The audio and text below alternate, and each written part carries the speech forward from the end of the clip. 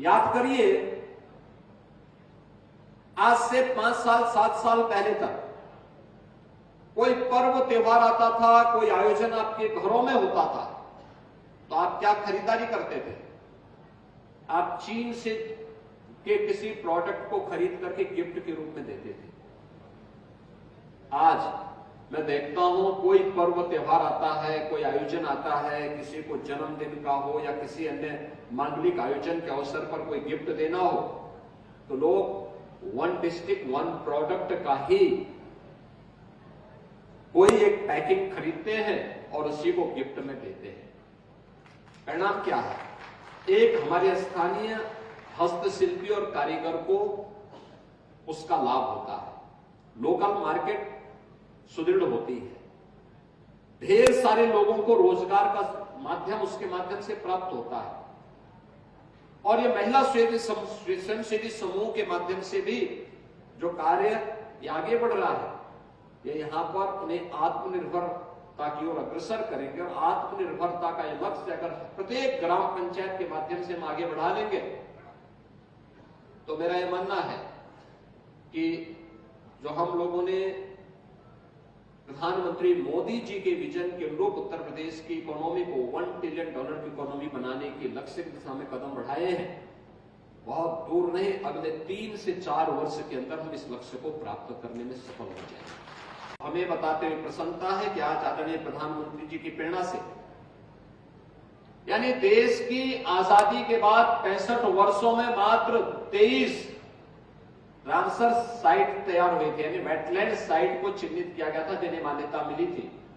और पिछले 10 वर्ष में देश के अंदर 63 नई साइट को इसके लिए चिन्हित किया गया। यानी हमें अपने पारिस्थितिकी तंत्र को बचाने के लिए, भारत को समग्र विकास की दिशा में अग्रसर करने के लिए आज प्रधानमंत्री मोदी जी कितने आग्रही हैं, वह इसी से आप अंदाजा लगा सकते हैं। इस 65 वर्षों में हम लोगों ने लक्ष्य प्राप्त किया मात्र 23 का, और पिछले 10 वर्ष में हमने उस 23 साइट को बढ़ा करके आज 89 साइट तक पहुंचाने में सफलता प्राप्त की है।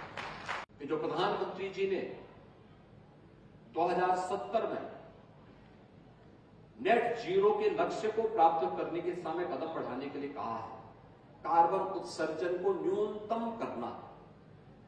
कार्बन उत्सर्जन न्यूनतम कब होगा?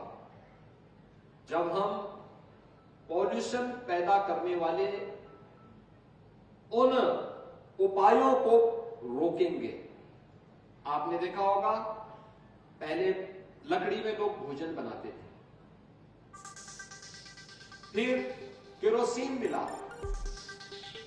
देखा गया कि इसके दुष्परिणाम स्वास्थ्य के लिए भी ठीक नहीं है, प्रकृति के लिए भी, पर्यावरण के लिए भी ठीक नहीं है, तो उसमें सुधार किया गया। अब देश के अंदर 10 करोड़ से अधिक परिवारों को फ्री में रसोई गैस के कनेक्शन उपलब्ध करवाने का कार्य प्रधानमंत्री मोदी जी के नेतृत्व में हुआ। आप याद करिए कि ग्रीन एनर्जी कैसे सहायक हो सकती है, इस दिशा में भी नए नए प्रयास प्रारंभ हुए। और मैं इस अवसर पर यही कहूंगा कि उत्तर प्रदेश सरकार ने जो प्रयास प्रारंभ हुआ है, ग्रीन कवर यूटी का बढ़ा है, 210 करोड़ वृक्षारोपण का कार्यक्रम हम लोगों ने पिछले 8 वर्ष के अंदर उत्तर प्रदेश के अंदर किया, और उसमें 70% पौधे सुरक्षित हैं, और कहीं कहीं पे तो अच्छे जंगल बन चुके हैं, अच्छे वहां पे उनके द्वारा फॉरेस्ट कवर काफी अच्छा हुआ है। हमें इस दिशा में नए प्रयास करने चाहिए। गोरखपुर में इस दिशा में हम लोगों ने एक जटायु संरक्षण केंद्र भी बनाया है। मैं अक्सर उधर देखता हूं, बहुत अच्छा काम वहां पर हो रहा है। और भी जगह हम लोगों ने इस दिशा में नए प्रयास प्रारंभ किए हैं। जितनी भी ये प्राकृतिक झील होती है, यानी वेटलैंड्स होती हैं, यह हमारे पारिस्थितिकी तंत्र का एक महत्वपूर्ण केंद्र होता है। यह भूजल संरक्षण के लिए, सिंचाई और पेयजल की उपलब्धता, बाढ़ और सूखे पर नियंत्रण, कार्बन भंडारण और जलीय पारिस्थितिकी तंत्र पर निर्भर वनस्पतियों वन्य प्राणियों और प्रवासी और स्थानीय पक्षियों के संरक्षण के साथ साथ भोजन, औषधि और आजीविका के व आय के संसाधन उपलब्ध करवाने में ये वेटलैंड्स की एक बड़ी भूमिका है। यानी केवल जलीय पारिस्थितिकी नहीं बल्कि जीव और जंतु की पारिस्थितिकी इस वेटलैंड्स पर निर्भर करती है। या प्रकृति के मूल स्वरूप को हम सबको अपनी ओर आकर्षित करने का और उसकी ओर ध्यान आकर्षित करने का एक माध्यम भी बनती है।